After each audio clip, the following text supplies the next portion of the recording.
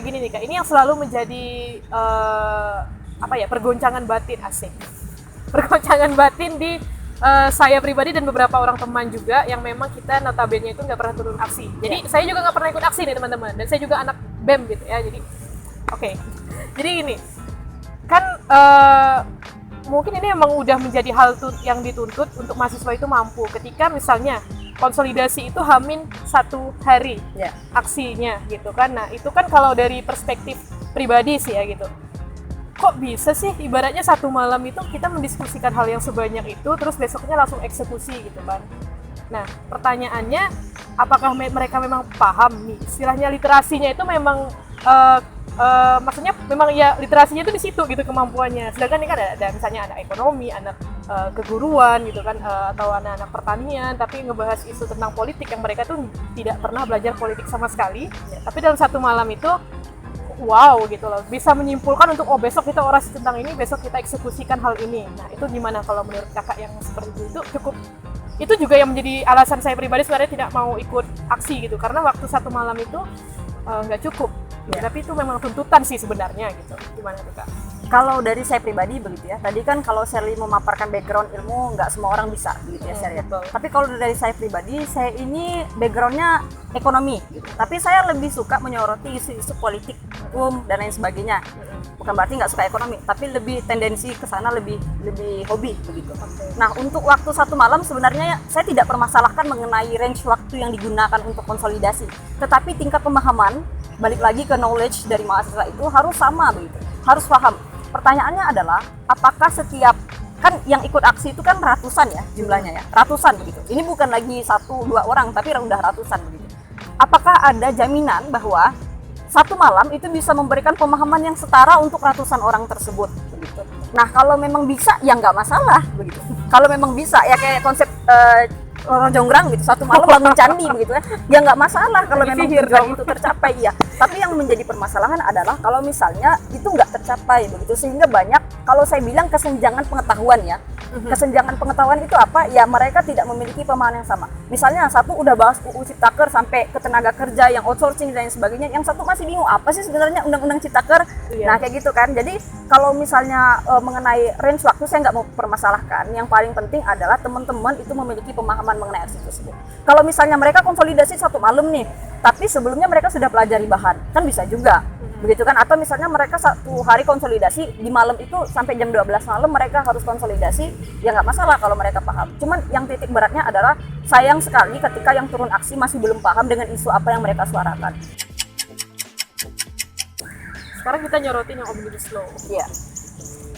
Saya waktu itu kan juga nonton ini ya, salah satu podcast creator Indonesia gitu yang membahas tentang ya Omnibus Law ini. Mungkin kakak tahu juga orangnya siapa? Oh ya, Om Deddy. Oh ya, oke. Oke.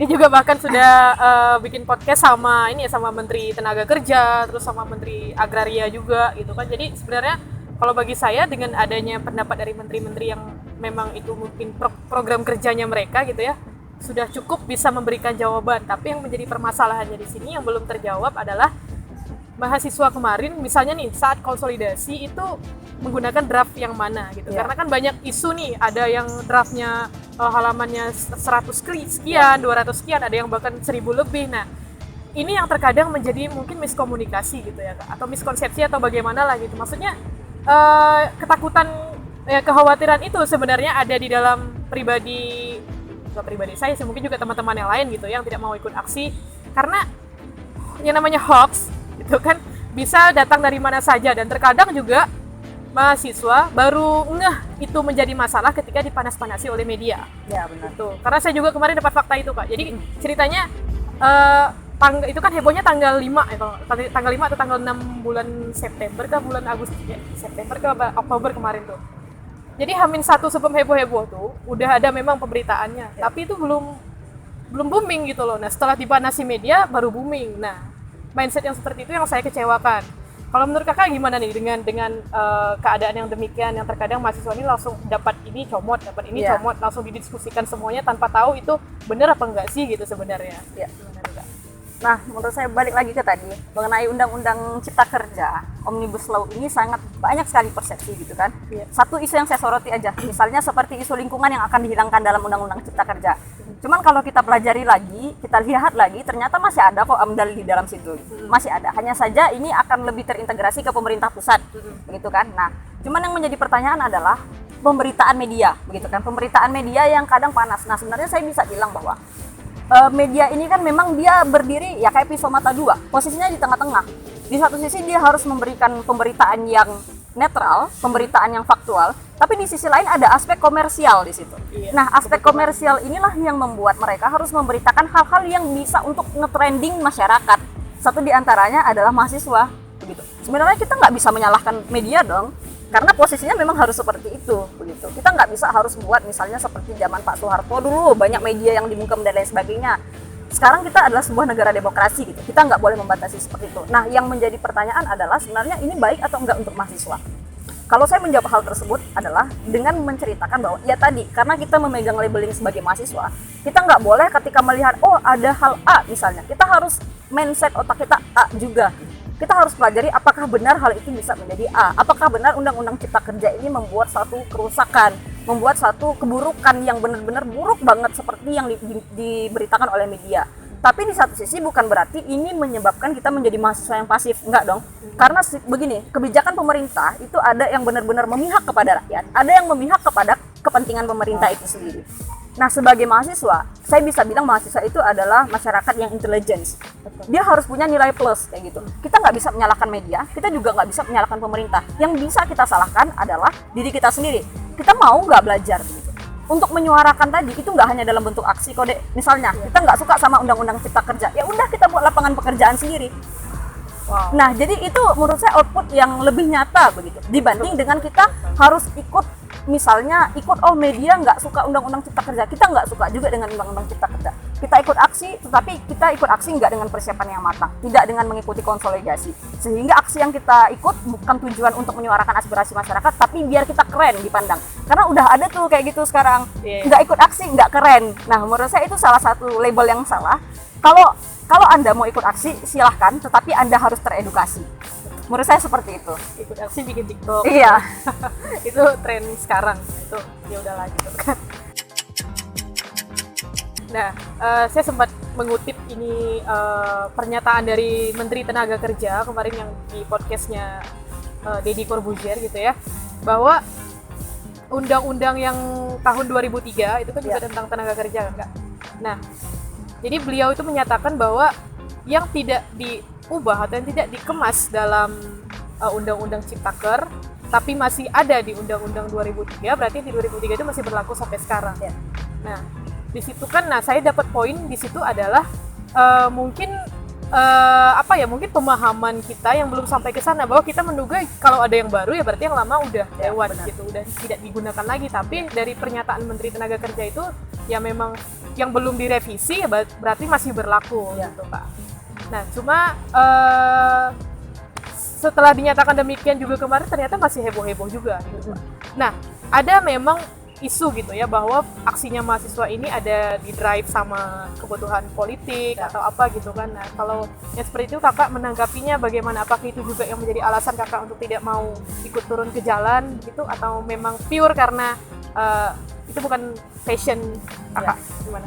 Oke, jadi berdasarkan saya kan masih aktif juga di grup BEM ya, di grup BEM Fakultas Ekonomi. Jadi kalau misalnya kita bilang bahwa mahasiswa itu di drive oleh ya katakan beberapa tokoh dari kepentingan, menurut saya pribadi itu nggak benar gitu. Karena begini, kalau saya nggak tahu kalau provokator ya benar bahwa dia mungkin akan di drive oleh beberapa orang atau beberapa tokoh. Tapi kalau mahasiswa tidak semudah itu. Karena begini, mahasiswa itu pada dasarnya pinter. Dia nggak akan mau misalnya disogok dan lain sebagainya begitu. Harfiahnya, ketika memang ada dia yang mau diakomodir oleh orang lain, saya bakalan bilang itu bukan mahasiswa. Dia nggak bawa label mahasiswa lagi di situ. Gitu. Karena pada harfiahnya mahasiswa tidak akan semudah itu untuk diotak-atik oleh pihak lain, apalagi di sini kepentingan politik. Kita tahu dong kalau mahasiswa itu ya sangat berseberangan dengan pemerintah. Harus malahan untuk berseberangan sebagai salah satu konsep dalam perpolitikan yang kita sebut check and balances. Gitu kan. Ya memang harus seperti itu gitu. Nah, cuman yang jadi masalah adalah ketika ada orang yang misalnya kayak katakanlah memberikan suatu kepentingan atau katakan ya hadiah begitu kan kepada mahasiswa dan mahasiswa itu menerima, yang salah bukan mahasiswa yang dia pegang, tapi dia sebagai oknum individu. Jadi kita nggak bisa mengeneralisasi satu kasus gitu. Oh, ada mahasiswa nih yang menerima katakan hadiah dari seseorang, dari tokoh. Dia dinyatakan bahwa dia merusak label mahasiswa. Nggak bisa dong, mahasiswa itu ratusan, bahkan jutaan. Masa gara-gara satu orang kita salahin mahasiswa pada umumnya? Betul. Nggak bisa seperti itu. Betul. Itu adalah kesalahan dia secara pribadi. Oke, ya jadi teman-teman apa namanya ya, tentang mahasiswa yang didrive oleh kebutuhan oknum tertentu itu bisa jadi iya, bisa jadi juga tidak gitu ya, karena itu sebenarnya ya kembali lagi ke kebutuhan gitu kan. Tapi nah kalau menurut Kak Atika itu bukan merupakan sesuatu yang benar, dan semoga juga memang ya seperti itu gitu ya. Amin. Teman-teman ya, untuk teman-teman yang mungkin ada memang yang tidak tulus merepresentasikan dirinya sebagai mahasiswa, dalam artian ketika ada momen agenda nasional seperti aksi itu ya curi-curi kesempatan gitu. Nah itu semoga bertaubat lah gitu, karena ya jika ingin menciptakan sesuatu yang baik, awalilah semuanya dengan yang baik-baik gitu. Oke Kak Tika, terakhir solusi selain aksi turun ke jalan itu yang seperti apa nih dari Kak Tika kira-kira? Oke, karena saya memang tadi di awal udah jelasin bahwa saya bukan tipikal orang yang turun aksi. Solusinya banyak banget. Pertama, kita harus lihat dulu passion kita nih di mana gitu. Kalau misalnya kayak saya sebagai pendebat, saya suka untuk brainstorming sama adik-adik kelas atau sama teman-teman pendebat yang lain. Bahkan nih, sekedar informasi, kemarin di kompetisi nasional itu muncul tentang demonstrasi isunya. Itu di skala kompetisi nasional begitu. Itu eventnya LDBI kemarin di nasional. Muncul tentang demonstrasi. Dan solusinya adalah banyak banget. Kita bisa pertama menyuarakan lewat media sosial misalnya, yang nggak harus turun aksi ke jalan begitu ya. Atau yang kedua, kita gali lagi passion kita, balik lagi ke tadi, kalau kita sebagai pendebat, kita bisa sharing, kita bisa buat forum diskusi grup. Kemudian kalau misalnya kita sebagai pencinta seni, kita bisa ciptain karya-karya yang berhubungan dengan kritik kebijakan terhadap pemerintah. Contoh aja deh, kayak Hairil Anwar banyak banget menciptakan puisi-puisi yang revolusioner kalau menurut saya. Begitu. Dan kalau misalnya untuk teman-teman yang memang sukanya kaum rebahan, yang nggak suka misalnya passion apapun gitu, ya udah bisa untuk baca-baca berita dan untuk share berita itu ke teman-teman secara positif. Nah, menurutku banyak sekali solusi yang bisa dilakukan selain aksi. Solusi yang lain yang konkret buat pengusaha, silahkan buat usaha yang bisa membuat masyarakat menjadi ternaungi. Itu aja sih, Shirley.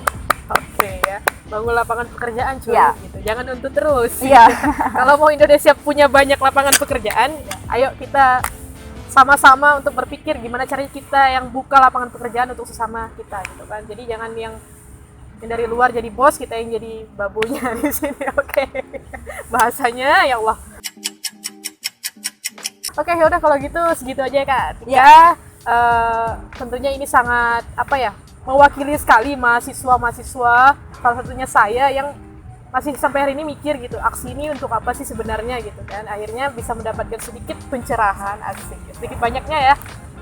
Dan maaf juga ini kita udah ganggu waktunya. Oh, nggak masalah, nggak masalah. Tadi udah berkonflik sama hujan sama cuaca, tadi kita udah nunggu berjam-jam gitu ya, tapi akhirnya bisa take video juga. Nah buat teman-teman yang pengen kita bikin TikTok tuh lagi bareng Kak Atika, silakan request, silakan komen di bawah, bahas apa lagi gitu, karena kalau ngobrol sama seorang debater itu nggak ada habisnya gitu, seru banget loh teman-teman ya. Oke, kalau gitu segitu aja Kak Atika. Instagramnya namanya apa? Atika Wulandari Putri. Atika Wulandari Putri ya, follow ya teman-teman. Dan jangan lupa juga kalau suka video ini di like, comment, dan Subscribe.